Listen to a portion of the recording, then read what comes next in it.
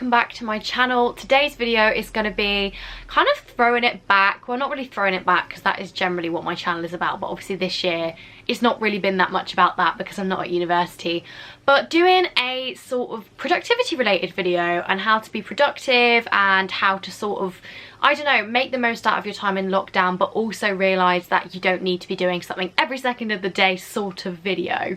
Obviously, it goes without saying that the circumstances of life are a little bit different at the moment and people find themselves in new situations, adapting to new ways of working and things like that. So I thought I would do a video about how to kind of make the most of the situation, but also look after yourself, because ultimately your mental and physical health should come first. But it is possible to still get something out of this time, even if it is a difficult time. But before we start this video, I just wanted to say that it's very kindly sponsored by Adobe, who have an amazing prize on offer. Like, I'm so excited about this because if one of you guys wins this, oh my days, it's going to change your life. Adobe are currently looking to champion digital literacy, which is so important, not only at university but going forward. Having those skills on your CV is going to make you so much more employable, and it's basically just an amazing asset to have going forward in your life. I'm sure you've all heard of Adobe Creative Cloud, but it is such an amazing tool to give you that competitive edge, whether that is at university or going forward into like your future career,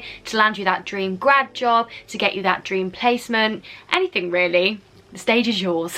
So Adobe are offering a prize worth £9,250. Yes, you heard that right. The equivalent to a year's university tuition directly into your bank account. Not the university's bank account, your bank account. And even if you don't win the first prize, the three runners-up are going to get £1,000 each. So it's all to play for. You won't just get the money, you'll also receive the Adobe Digital Edge Award, which is going to look so great on your CV. So you can work alone or in a team of up to 6, and basically you need to submit an assignment that you've done using the Adobe Creative Cloud. It can be a pre-existing university assignment that you want to kind of spruce up and make even better, or it can be one that you're doing at the moment. It just has to be a real university assignment. So this competition is available for UK students who aren't studying to become creative professionals with the Adobe Creative Cloud, so it's not part of your course essentially. But there is lots on offer for those of you who are not eligible, so don't worry, just head to the Adobe website. People have already submitted things such as like animations, infographics, video presentations, you name it. So if you feel like you've got bags of creativity to offer and you want to enter, then you need to type in the link on the screen or in the description to enter. Honestly, go for it. What have you got to lose? Go and show them your best creativity and win £9,250 along with it. So I have screenshotted some of your questions, and I also have I was gonna have a cup of tea and then I literally just did a workout, and I do not eat enough protein, guys. Like, I have found out recently that I genuinely do not even reach a third of the protein intake that you're supposed to have. Like, honestly, all of these doctor's visits has basically made me realise that I just do not eat enough protein. So I've got a chocolate soy milk protein shake with a shot of coffee in it. Does anyone else love the sound of shaking ice, or is that just me? I feel like that is probably just me. I'm just going to continue with the video. Anyway, you guys sent me your questions and I am going to answer them today. And also, I just wanted to say thank you so much for all of the love that you guys put in the question box. If you saw my Instagram yesterday, you'll know that I am struggling quite a lot at the moment with various things, and hopefully I'll be able to talk about it on here soon. I have another appointment this afternoon, so fingers crossed it all gets sorted. But I am feeling a lot better today. But thank you guys so much for all the love on the video yesterday. It really did mean the world. No, not on the video, on the Instagram stories. It did mean the world. Okay, so this Q&A is going to be all things productivity, and I'm hoping that you come away from this feeling inspired and motivated. But also, if you don't and you just want to go and watch Netflix, go and watch Netflix. First question is probably the most frequent one that I got, and it is, how are you staying motivated to do work? I can imagine that most people's motivation levels are at an all-time low at the moment. You can't see your friends, you know, like, it's just not an ideal situation to be working from home, as most people are. I would say that for me, I'm very lucky at the moment that I do not have university work, but when I was doing online university last year, for me, the only thing that really kept me going was thinking of like the bigger picture, which sounds so cheesy, and I know that if this is your final year and you feel like you've just lost a lot of your final year of university, like, it must be really hard to think of that. But ultimately, as awful as it is that you're not getting the social side, you know, you are there to get a degree, to learn, And as hard as that is in a home setting, like I completely sympathise with you there. I've always just tried to think, okay, just this one essay more and I'm going to know a load more about this topic, just this one translation more and I'm going to learn all this new vocabulary. Like, I know that there's so much lost at the moment, but there is also so much to be gained from university study. And I suppose for me, like, obviously I was not working at the same level as I kind of normally was, because you lose sort of those motivating factors like pub trips and what have you to like spur you along.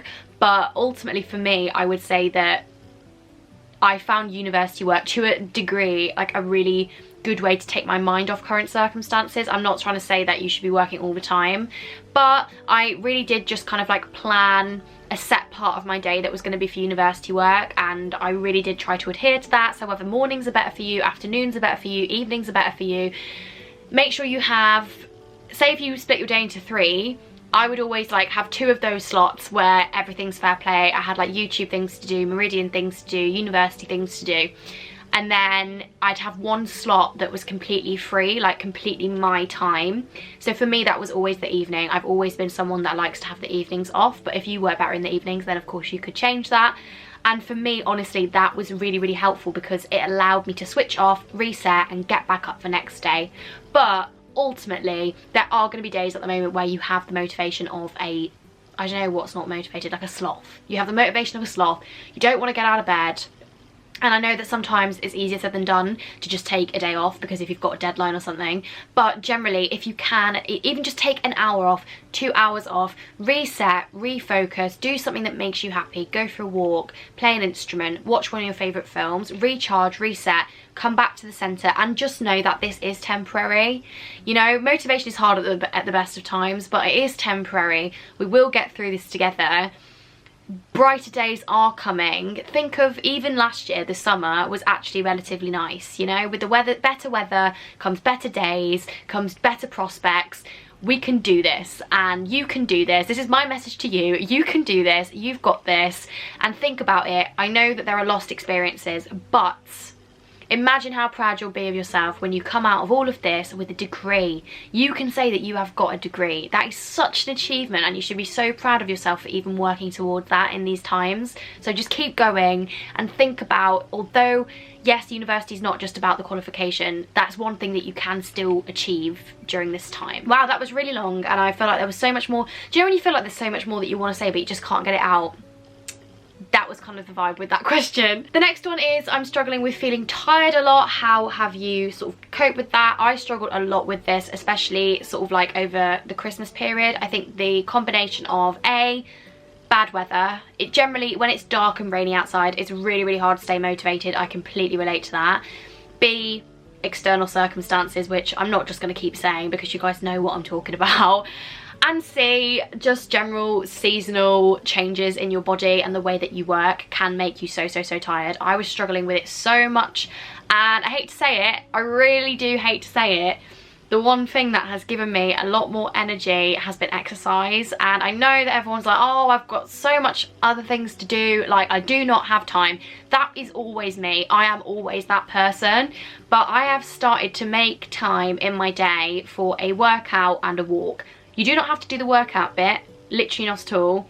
Try and make like 30 minutes in your day to go for a walk. I promise you it will boost your energy levels. I promise you, I promise you, I promise you. Getting out of the house, just going on a walk, getting that fresh air on your face. Even if it's raining, it'll wake you up, I promise. Another thing that has really helped my energy levels, again, I hate to say it, has been drinking more water. I've been trying to drink a lot more water, and it has boosted my energy levels. It just has, like, I do feel like more, I'm not having these caffeine crashes constantly. I do still drink coffee and I do still drink Diet Coke, but I have actually added water into the mix, and you'll be surprised how much your body benefits from some water, I'm telling you. Like, honestly, just a little bit of water a day.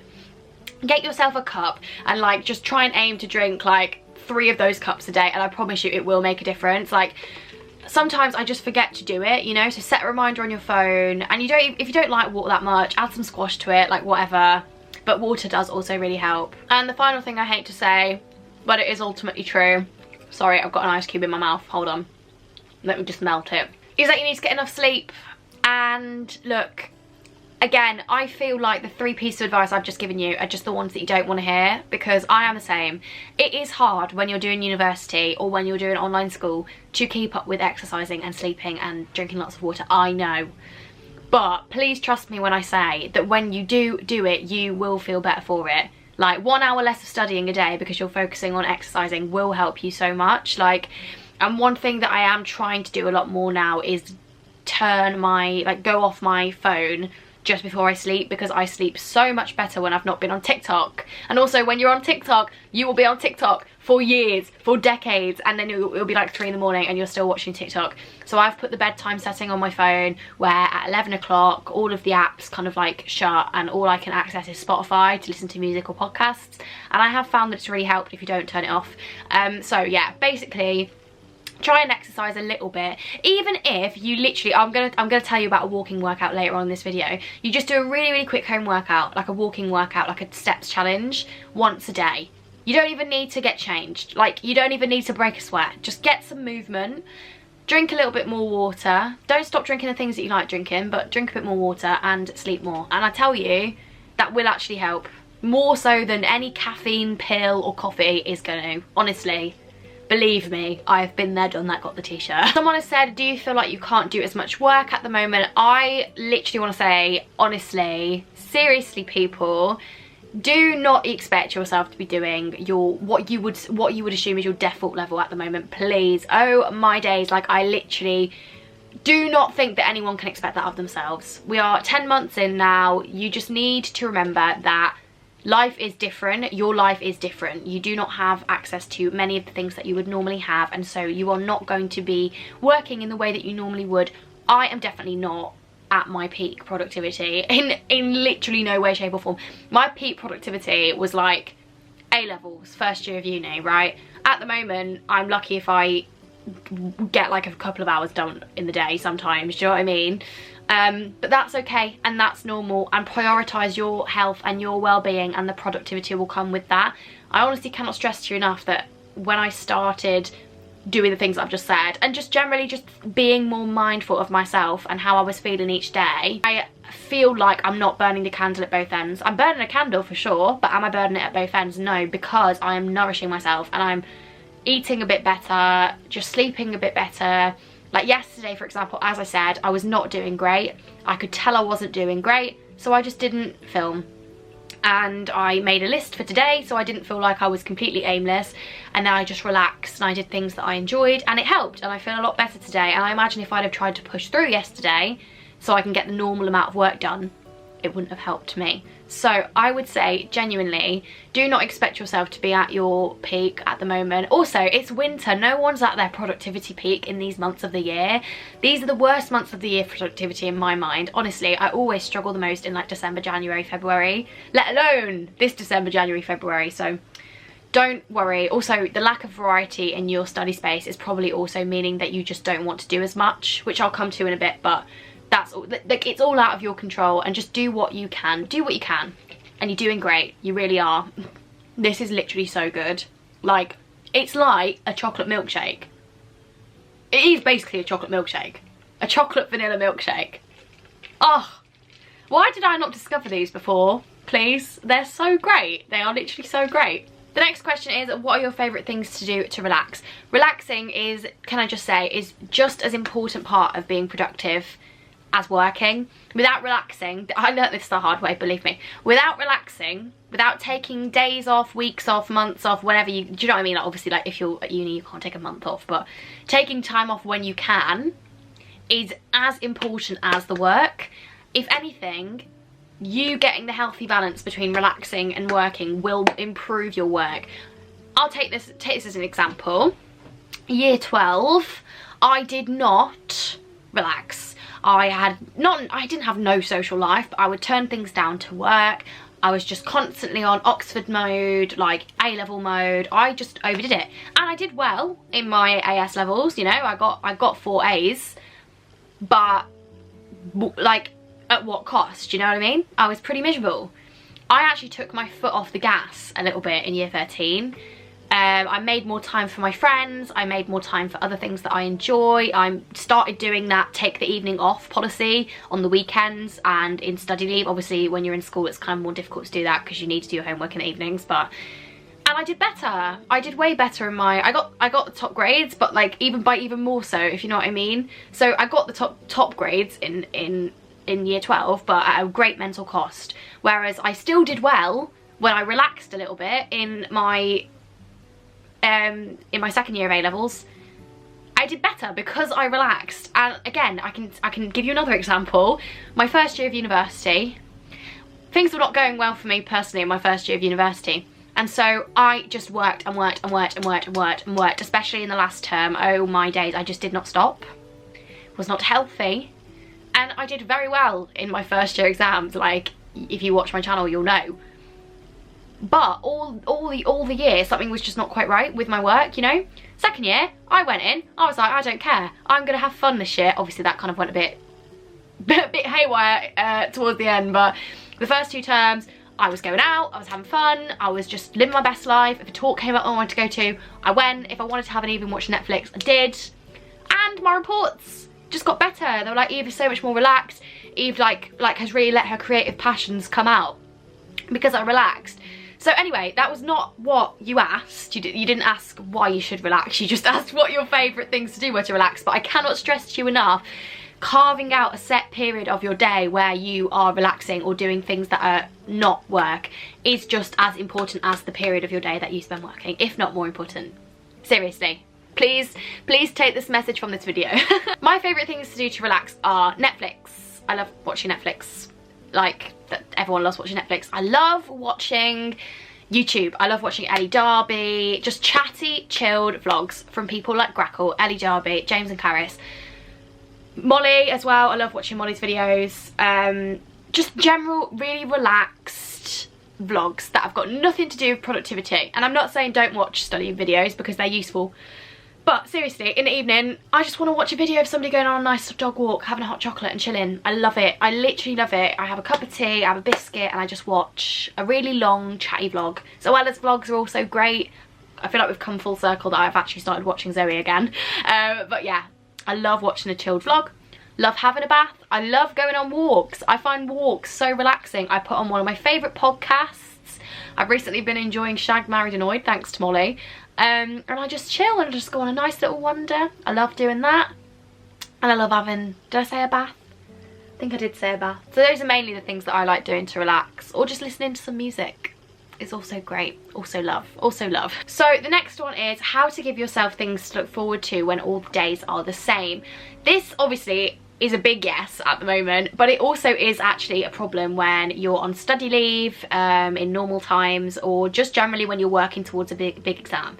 Every day is just study, and it's so hard, especially at the moment, to give yourself things to look forward to. You can't just pop to the pub in the evening. That used to be my thing to look forward to, but I have learnt the art of making things to look forward to by making little things a big deal. Now hear me out, okay? So at the moment, for me, as I said, my free period, or like my period where I'm just like no to work, is the evening. And so I really look forward to cooking a meal, for example. I'll buy all the ingredients and I'll be like, oh, I'm so excited tonight, I'm gonna be cooking this paella, tonight I'm gonna be cooking this curry. And yeah, okay, it's not going out clubbing with my mates, but it's something to look forward to in my mind because I've made it something to look forward to mentally. Or, oh, tonight we're going to try this new Chinese, or tonight we're going to watch a film that I've wanted to watch for ages, or tonight I'm calling with one of my friends. All these little things that you kind of take for granted normally, make them into something to look forward to. Like, there's no point, I would just say to you, like, you know, look forward to like summer holidays and stuff, but I do think at the moment it's better to live in the present and to live in, kind of take it by day to day. I personally have found it's been a lot easier to be productive when just taking things day by day, or like week by week, if that's how you work. So for me at the moment, things to look forward to are my evening walk, cooking, watching a new film, ringing somebody. There are things in life to look forward to, and it is so important to have those because that's what spurs you on during the day. Without things to look forward to, yeah, you're very right, everything can kind of start to become very samey. So I would very much recommend romanticizing the little things at the moment, because that's a really good mental practice to get into, and it can literally just be something simple as, I'm going to start a new book tonight, and you can look forward to that all day, you know? It doesn't have to be a big thing, and that's really important. How are you managing to keep your languages up? I study too, but they're so bad now. Girl, I feel you, honestly. When I was in Germany, obviously I had limited access to the language in comparison to what I would normally have. But I felt like my German was pretty good, and I feel like my German is still generally quite good, to be brutally honest with you. My Spanish, on the other hand, she's not there. I did an aptitude test this morning for this language course that I'm doing in February, because I can't go to Spain at the moment. And I was just like, what are these basic words? I can't remember. Anyway, it's really, really hard to keep a language up when you can't be in the country, because ultimately the only way that you're going to achieve fluency is by spending a lot of time in social situations in the country, both of which are impossible, because even if you go to the country, you ain't going to be spending any time in social situations at the moment. So you kind of have to adapt, but first thing is to acknowledge that it is impossible to achieve the same level of immersion, because you could technically achieve the same level of immersion by only watching the German news, only listening to German podcasts and music, only speaking German unless you're speaking to your family. That is very draining, because you are having to like artificially force it. When you're in the country, it's natural. It comes naturally. You're not having to like force it yourself. When you're in England and everything's in English and you're trying to force all of that English away, it's hard to avoid English in Germany, let alone in England. So don't beat yourself up if you feel like you're not keeping it up, because I really cannot stress to you enough that my language exposure is minimal at the moment. But things that I find very helpful: Netflix. When I watch Netflix to relax, I do watch it in a foreign language. That is because I'm at the level now where I don't have to think about it, so it's not like taxing my brain too much. But it is a really good way to subconsciously keep up your language. I'm currently watching Virgin River in German. Very, very useful. Good series, but also keeps my German ticking over, keeps me reminding of those phrases. And I'm watching Valeria in Spanish, which is also very good. A bit harder for me to understand because my Spanish is just weaker than my German at the moment, but yeah. But honestly, the best way to keep up your language skills are podcasts. Like, I literally cannot stress you enough, podcasts are the best things in the world. I've got so many recommendations, honestly. For German, definitely listen to Easy German podcast. Was jetzt is amazing. Like, for Spanish, Hoy Hablamos is really good. Españolistas is really good. Just have a look online, find some German podcasts, a Spanish podcast, or French or Italian. Listen to them when you're brushing your teeth, when you're in the shower, when you're going on your walks, in the morning, in the evening, when you're going to sleep. Honestly, listening to people speak the language is probably the only immersion that you're going to get at the moment. And my final tip would be, if you have friends that speak the language, try and ring them. I know that that's quite difficult when you're tired in the evening and you just don't really want to, but I sometimes just text my friends, like, and that's just a good way of speaking it. But don't worry if you're not speaking it a lot at the moment, because it's ultimately impossible to keep it up. But just try and get a lot of like input, whether that's from music, podcasts, or Netflix. But really, really would recommend podcasts. I've seen such an improvement in my German, especially from listening to podcasts regularly. So yeah, definitely listen to podcasts. The next one is how to keep yourself productive when your family are just there all the time. It's so distracting. Girl, I feel you.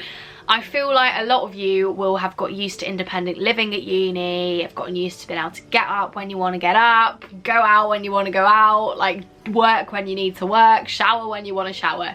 Coming back home is always a big shock, because not only like do you kind of have to adapt your routine slightly, because you obviously don't want to be showering at 3 in the morning, sadly, you also just have like other presences around you.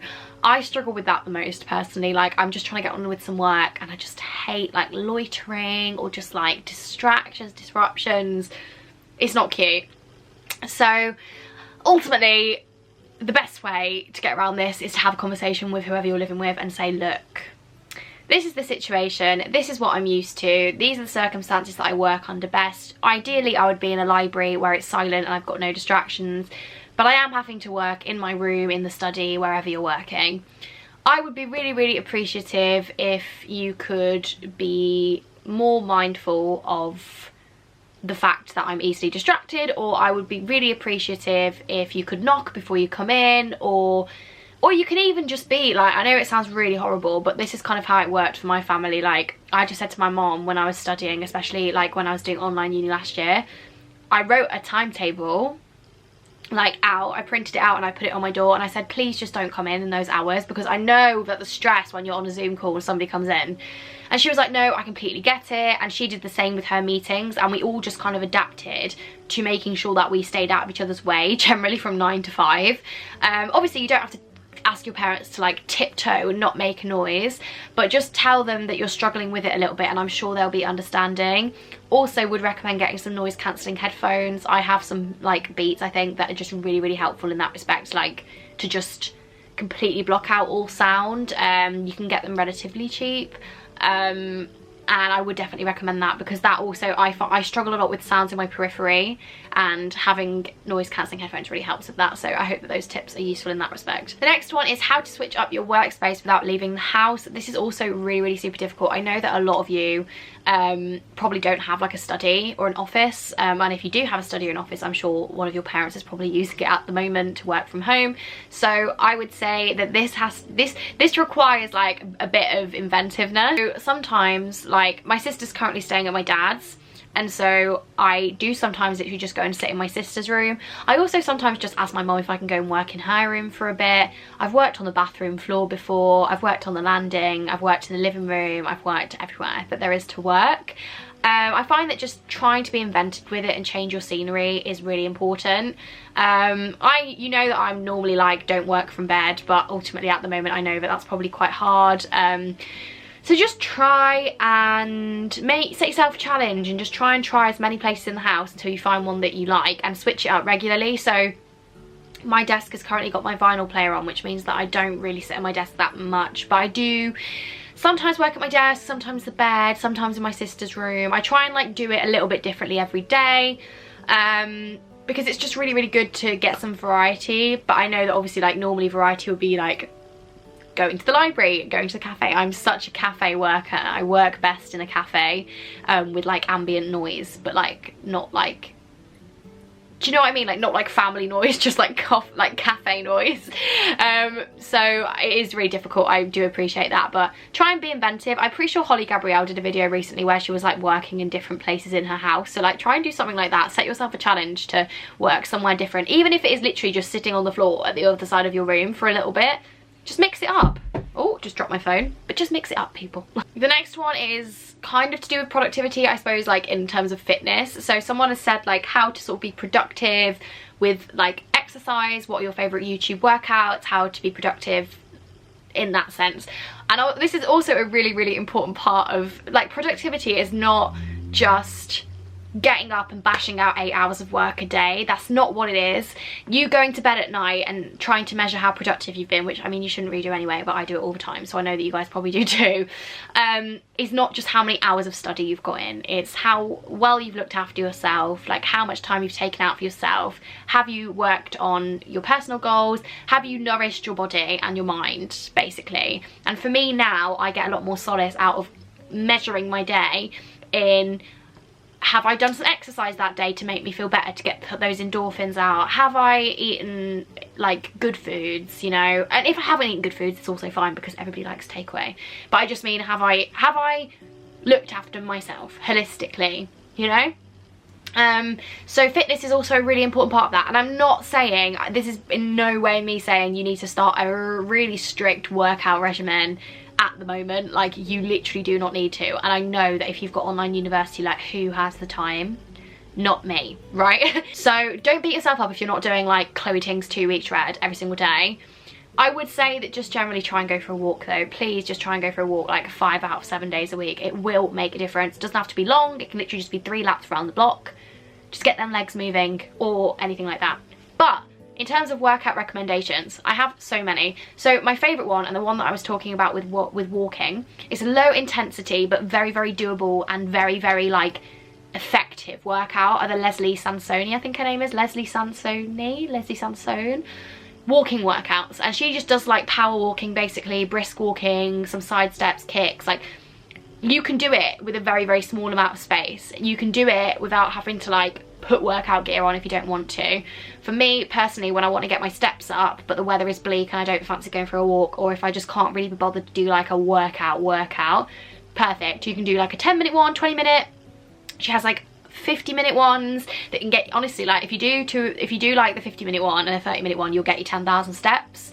I find them really enjoyable. She's great as a person, just would recommend in general. She's awesome. So if you haven't done the Leslie Sansoni ones and you're thinking, I really am struggling to get exercise in, I'm really not motivated, I don't really fancy doing like burpees and HIIT workouts, but I do want to get moving a bit more, you could literally just get up in your PJs in the morning and do it.